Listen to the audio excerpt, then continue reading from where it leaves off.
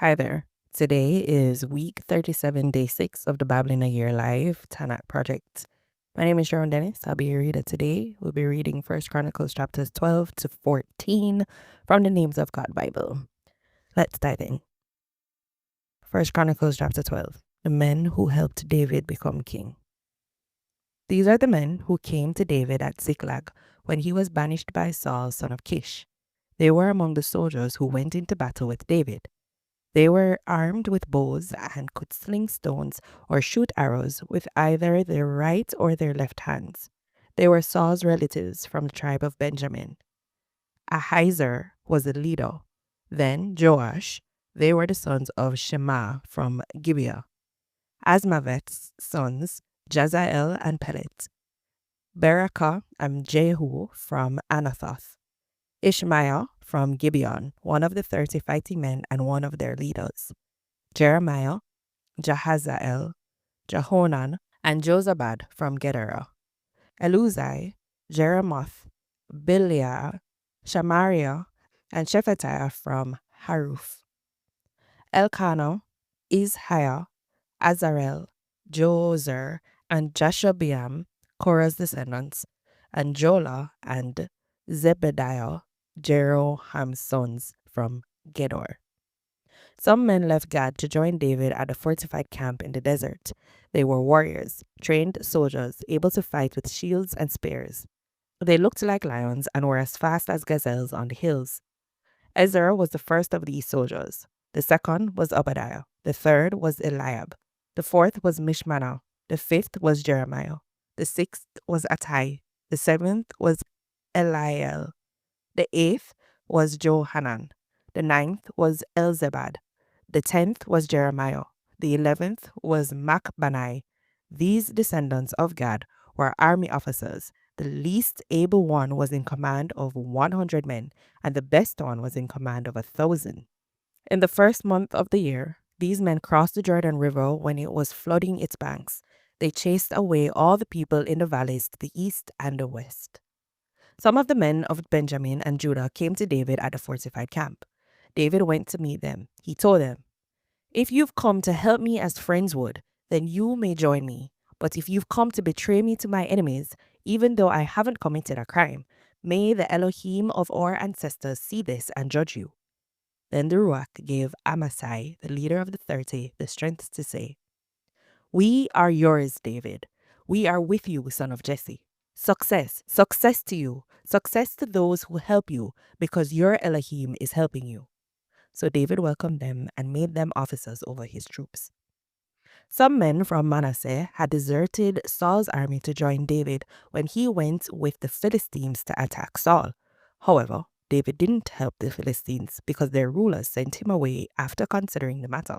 They said, "It will cost us our heads when he deserts and joins his master Saul." When David went to Ziklag, these men from Manasseh deserted to join him: Adnah, Jozabad, Jediael, Mikael, Jozabad, Elihu, and Zilethai. Each one was an officer over 1,000 men in Manasseh. They helped David fight raiding parties because they were all warriors, commanders in the army. From day to day, men came to help David until he had an army as large as Elohim's army. These are the numbers of the men equipped for war. The men joined David at Hebron to turn Saul's kingship over to David, as Yahweh had said. From Judah's descendants, there were 6,800 men equipped for war. They carried shields and spears. From Simeon's descendants, there were 7,100 warriors. From Levi's descendants, there were 4,600, as well as Jehoiada, leader of Aaron's families. With him, there were 3,700 men, and Zadok, a young warrior from whose family came 22 officers. From Benjamin's descendants, Saul's relatives, there were 3,000 men, though most of them remained loyal to Saul's family. From Ephraim's descendants, there were 20,800 warriors who were famous among their families. From half of the tribe of Manasseh, there were 18,000 who had been designated by name to help make David king. From Issachar's descendants, there were 200 leaders who understood the times and knew what Israel should do. Their relatives were under their command. From Zebulun, there were 50,000 experienced soldiers. They were equipped for battle with every kind of weapon. Their loyalty was unquestioned. From Naphtali, there were 1,000 commanders. With them were 37,000 who fought with shields and spears. From Dan, there were 28,600 ready for battle. From Asher, there were 40,000 experienced soldiers ready for battle. From the east side of the Jordan, from Reuben, Gad, and half the tribe of Manasseh, there were 120,000 soldiers ready to fight with all kinds of weapons. All of these soldiers who were prepared for battle came with a single purpose to Hebron, to make David king of all Israel. The rest of Israel also had agreed to make David king. They ate and drank with David for 3 days because their relatives in Judah had provided enough for them. Also, their neighbors, as far as the territories of Issachar, Zebulun, and Naphtali, brought food on donkeys, camels, mules, and oxen. There was plenty of flour, fig cakes, raisins, wine, olive oil, cattle, and sheep, because Israel was celebrating. 1 Chronicles 13. David has the ark brought to Obed-Edom's house.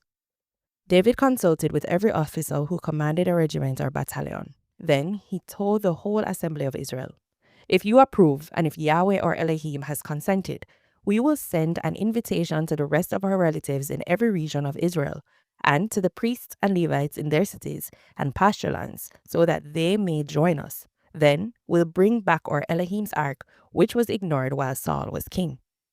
The whole assembly agreed to this because the people considered it the right thing to do. So David gathered all Israel from Shihor River near Egypt to the border of Hamath in order to bring Elohim's ark from Kiriath Jearim.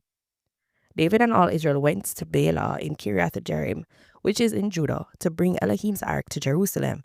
Yahweh is enthroned over the angels on the ark where his name is used. David and his men put Elohim's ark on a new cart from Abinadab's house. Uzi and Ohio guided the cart. David and all Israel were celebrating in Elohim's presence with all their might, with songs, with lyres, harps, tambourines, cymbals, and trumpets. But when they came to Kidon's threshing floor, the oxen stumbled. So Uzi reached out to grab the ark. Yahweh became angry with Uzi and killed him for reaching for the ark. He died in Elohim's presence.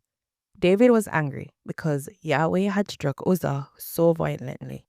The place is still called Perez Uzzah, the striking of Uzzah, today. David was afraid of Elohim that day. "How can I bring Elohim's ark back to my city?" he asked. So he didn't bring God's ark to his home, the city of David. Instead, he rerouted it to the home of Obed-Edom, who was from Gath. Elohim's ark stayed at the home of Obed-Edom with his family for 3 months, and Yahweh blessed Obed-Edom's family and everything he owned. 1 Chronicles 14, David's palace, wives, and children in Jerusalem. King Hiram of Tyre sent messengers to David along with cedar wood, masons, and carpenters to build a palace for David. So David realized that Yahweh had established him as king of Israel and that his kingdom was made famous for the sake of Israel, Yahweh's people. David married more wives in Jerusalem and fathered more sons and daughters. These are the names of the children who were born to him in Jerusalem: Shammua, Shobab, Nathan, Solomon, Ibhar, Elishua, Elpelet, Noga, Nepheg, Japhia, Elishama, Belida, and Eliphelet. David defeats the Philistines. When the Philistines heard that David had been anointed king of Israel, all of them came to attack David. But David heard about it and went out to meet them. The Philistines had come and raided the valley of Rephaim. David asked Elohim, "Should I attack the Philistines? Will you hand them over to me?" Yahweh answered him, "Attack, I will hand them over to you." So David and his men attacked and defeated the Philistines at Biayl.Perazim. David said, "Using my power like an overwhelming flood, Elohim has overwhelmed my enemies." That is why they call that place Biayl.Perazim, the Lord overwhelms. The Philistines left their gods there, so David ordered that the gods be burned. The Philistines again raided the valley. Once more, David asked Elohim. Elohim answered him, "Don't go after them. Circle around and come at them in front of the balsam trees. As you hear the sound of marching in the tops of the balsam trees, then go out and fight, because Elohim has gone ahead of you to defeat the Philistine army." David did as Elohim ordered him, and his men defeated the Philistine army from Gibeon to Gezer. David's fame spread through all lands, and Yahweh made all the nations fear him. This is the word of the Lord. Amen.